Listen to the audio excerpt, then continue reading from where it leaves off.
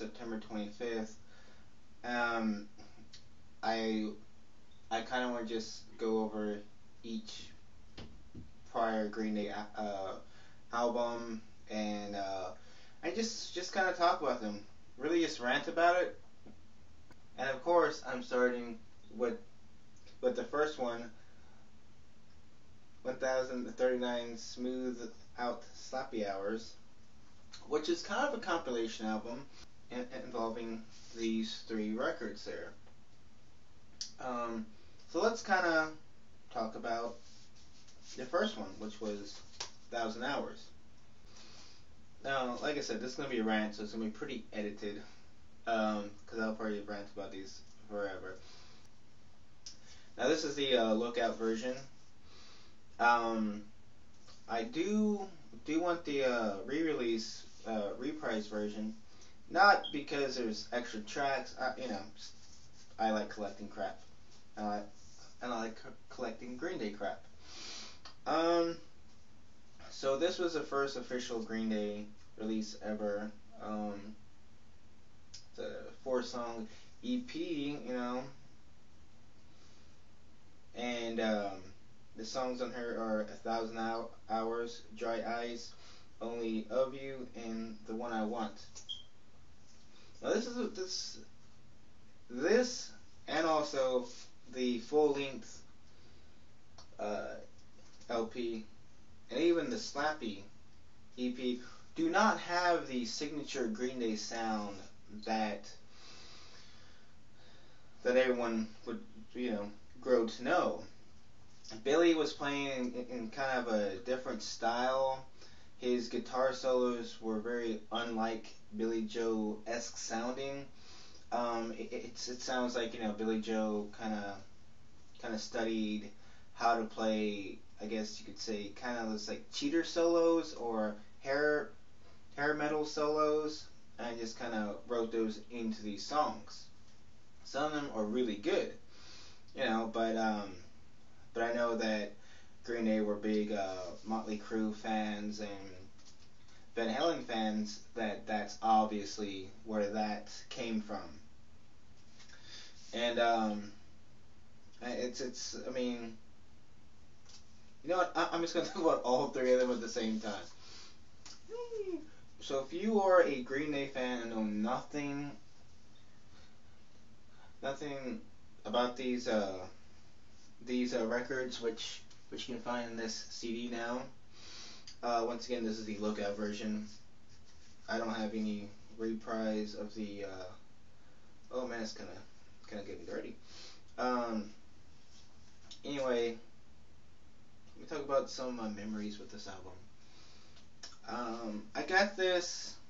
Well, technically, I got this right before it turned 12 o'clock, New Year's Eve, I guess, right before it turned 1997. At the time, Green Day only had 4 albums. This was the last album added to my Green Day collection. I became a fan of Green Day back in 1996, mid 1996, summer of 1996, and I fell in love with the band. And that's like the point of this whole thing. It's just like reflecting on the memories with the records and talking about the songs. And this is, I guess you could say, my tribute to my favorite band in the entire world, Green Day. And 1000 Hours, 39 Smooth, and Slappy EP are just a phenomenal start to their career. And if I mean, of course I'm going to say that this is a must-have for, any Green Day fan. And the kind of interesting thing about this is the only Green Day record that doesn't feature Trey Cool. This is when John was drumming with them. And I think that's a big reason that this does not have the classic Green Day sound to it, because Trey is out there. Outside of the fact that Billy's guitar playing is a little bit different, Mike's bass works pretty much the same. He didn't change too much from this to Kerplunk, outside of like the song 16, where like he does like some slap bass, which is pretty odd. But it's a pretty cool track, 16.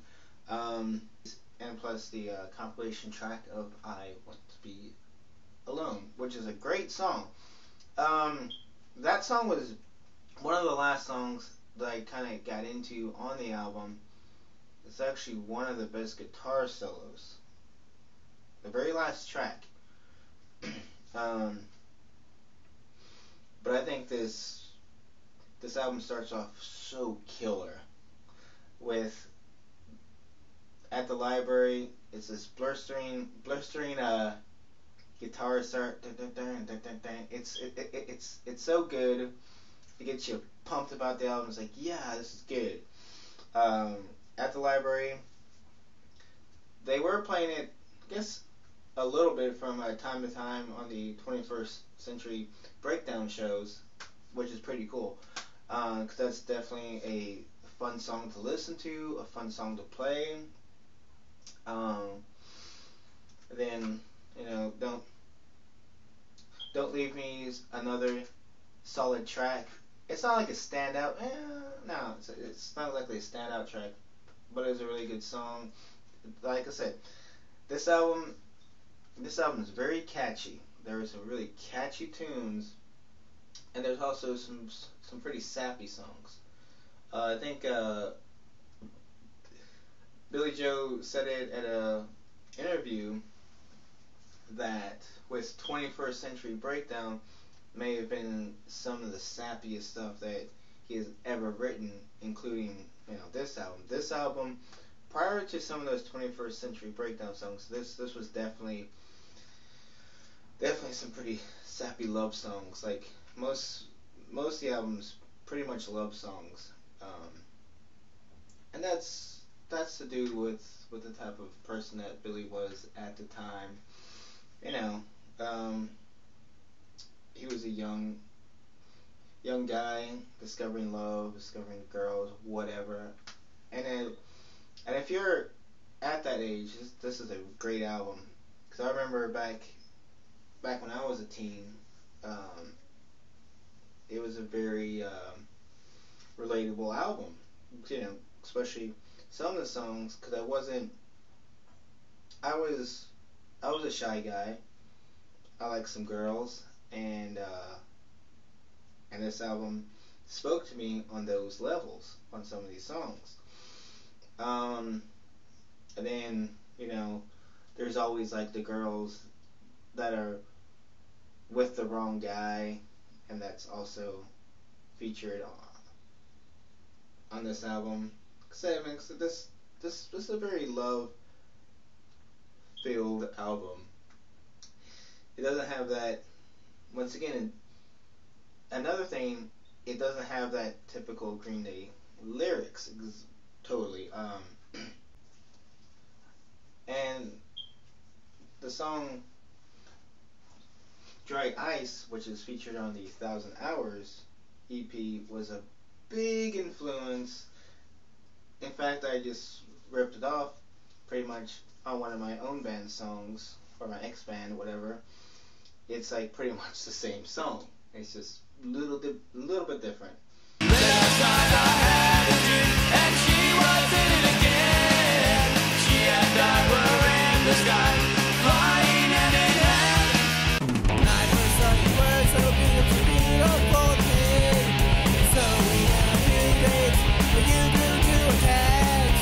I just wanted that. Dry Ice is probably my favorite from the 1,000 Hours EP. I'm talking about Slappy. Like, this one is almost 2 times better than 1,000 Hours EP. Because I mean, there's like the songs on here are just so good. But favorite track would probably be Paper Lanterns, which they still like played pretty much every tour pretty much since its release, which is pretty cool because it's such a cool song. It's one of my favorite Green Day songs. I would definitely put it probably within a top 20 or top 25 of their entire catalog. So good. My favorite song from this album, the 39, which is probably my favorite song of the entire compilation disc, is the. You know what? Is it that? Yeah, it's probably The Judge's Daughter. The disappointing facts to this album is the song Green Day. I was very, very disappointed when I got this album and the track Green Day. It's the worst Green Day song ever. But it's at the bottom quite a bit. It's really not that good. But yeah, there's definitely no doubt within my mind that this album should be in every Green Day fans CD collection. There is so little, I guess, bad things to say about this album. Like I said, it's pretty much just like the song Green Day. Even the kind of ballad Rest is actually a kind of enjoyable song. So there's, let's say it's not the best Green Day album. It's not even close. But I mean, if I was going to like rate it from 1 through 10, this is gonna get like an 8, and that's like a bottom Green Day record to me is an 8. It's like maybe my second to bottom of the official albums. This is second to last place or second to least favorite. But I mean it's such a fantastic record. I mean, I can listen to this all the time. It's so good. I mean, and I definitely suggest the best release to this album is the re-release. I think when did this come out? This is the 2003 release. I know Reprise re-released the same version with the enhanced CD.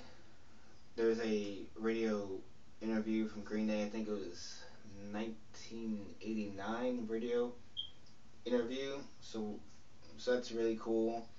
And there's some photos, and plus the sound is killer compared to the original CD version, which is pretty lo-fi because it's a cheap made record. Well, like I said, this is a great album. Every Green Day fan needs it. And I'm gonna listen to it now. So thank you for watching, and I'm going to continue my next video with Kerplunk, because I'm going through every Green Day release until September 25th when Uno comes out.